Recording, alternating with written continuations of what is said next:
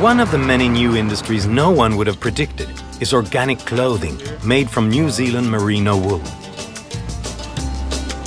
Here in New York City and in more than 40 countries around the world, people are buying Icebreaker.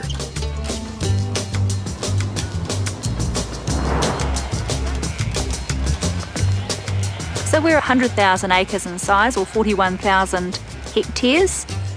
So here we farm merino sheep, so they're farmed specifically for their wool rather than anything else. I had this dream of living in New Zealand and being involved in something that was international. I met a wool farmer in 1994, and he gave me a merino wool t-shirt to wear, and that changed my life. The feeling against the skin was a total surprise.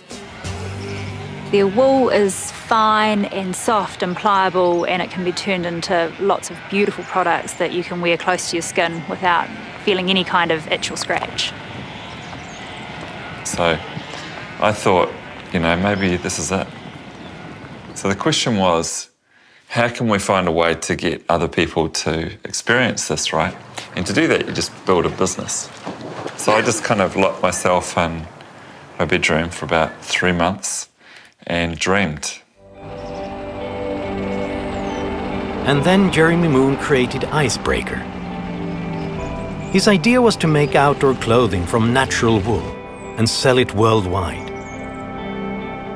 The first step was to get the wool. And he came and saw Mum and Dad when he first sort of thought up the idea and wanted to have a go at it. He'd just finished university and he had an old leather suitcase that had been his grandfather's, and he had some samples of the types of garments he wanted to make. So this is actually the very first icebreaker I ever wore.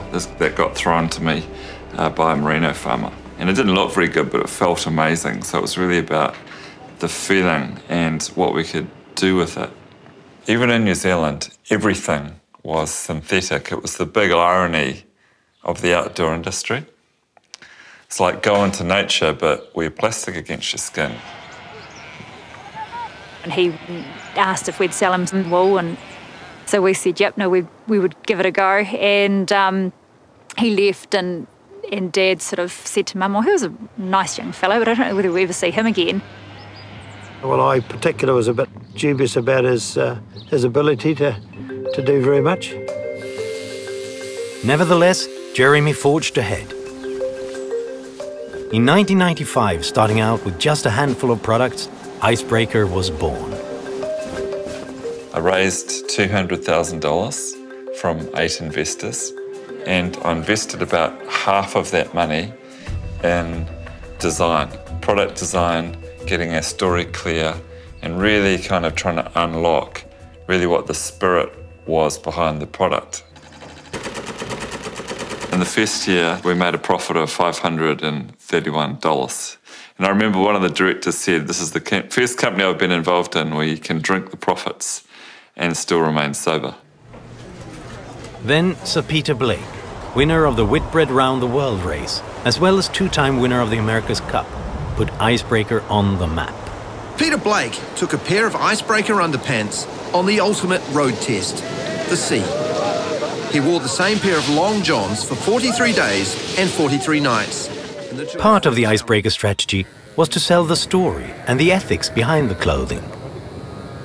Sustainability is at the heart of the business. It doesn't make sense to be a crusader for nature and natural fibres without taking responsibility for all of the choices and how a product is built. Our fibre goes to a German spinning plant based in Shanghai, the highest tech, lowest emission plants in the world, which then goes to a Japanese, Chinese joint venture textile plant, the best I've ever been in. That means we can get access to the newest technology, the best innovation, and the cleanest, highest quality environmental standards. So it's very, very different. You know, after a couple of years, it was pretty obvious that he was onto a good thing. Icebreaker now buys merino wool from over 140 farms, covering 2 million acres. Most recently, the company signed the largest wool contract in New Zealand's history. Pre the reforms, Icebreaker could have survived for a period of time, and we would have then died because we would have been forced into being less competitive than the people that want to copy us, and ultimately would have been a demise. There's no way we could have built Icebreaker. We've had a long-standing relationship with Jeremy. 20 years later, he's still buying the majority of our wool. He always saw it, I think, as something that was global and something that would appeal to people all over the world. Goodbye.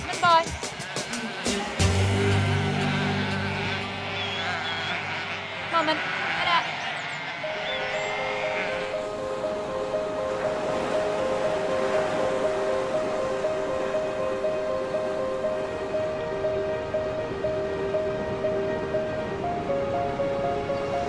Here on this island nation of 4.5 million people, Kiwis rewrote the book on how an effective government and a free economy can work together.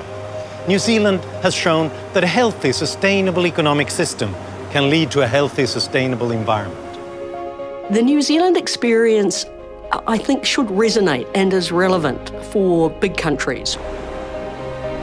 You don't need to live with lobbyists and earmarks.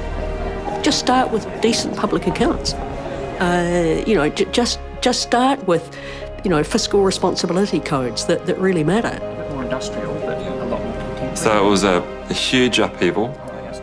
The speed was tough for a little country like New Zealand to handle, but I don't think anyone would debate it wasn't the right thing to do. New Zealand has really pioneered a system that I think the rest of the world should look at very carefully.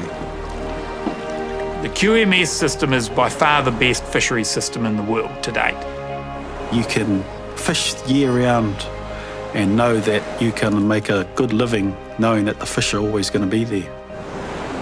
The reason is they got the rules and the incentives and the rights in order and instituted property rights in fish, and it worked. We have no doubt we've got a really great fishery out here. What an environment, It's actually a privilege to fish in a natural resource in New Zealand. Good weather, bad weather, we're outside doing it and loving every minute of it. In some ways, the pace of change forced some radical changes in farm management, radical changes in how we marketed and did things.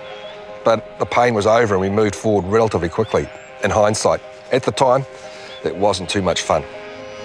But we got through it, but now we're strong,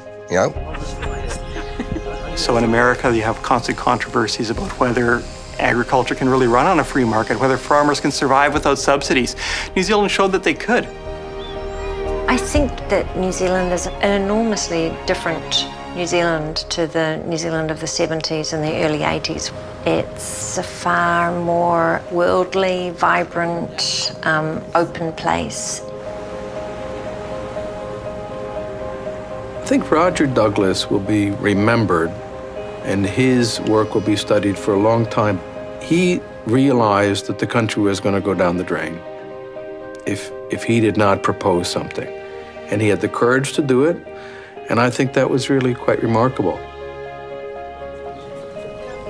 It's been a great story of Kiwi ingenuity and not being afraid to do something different, and I think also having a real global vision. Yeah, no, it's wonderful. I couldn't think of a better place to live.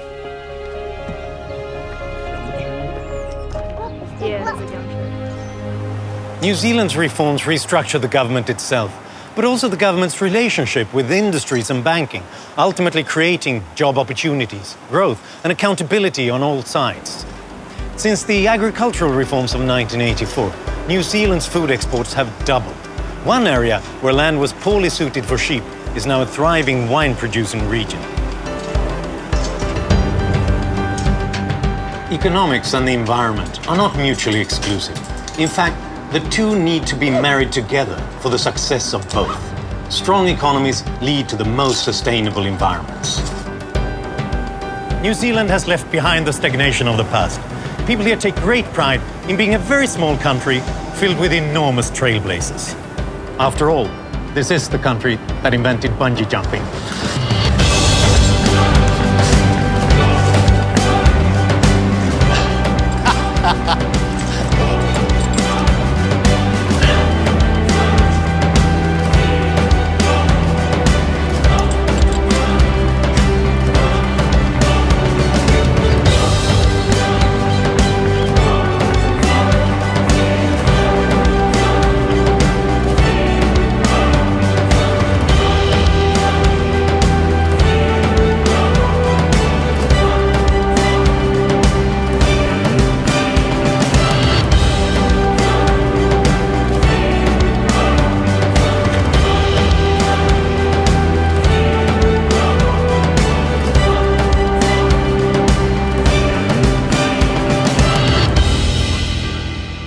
Major funding for this program was provided by the Donald and Paula Smith Family Foundation.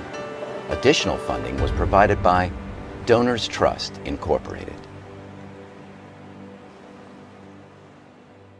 Trailblazer, the New Zealand story, is available on DVD. For more information or to order a DVD of this program, call 1-800-876-8930 or visit www.freetochoose.net.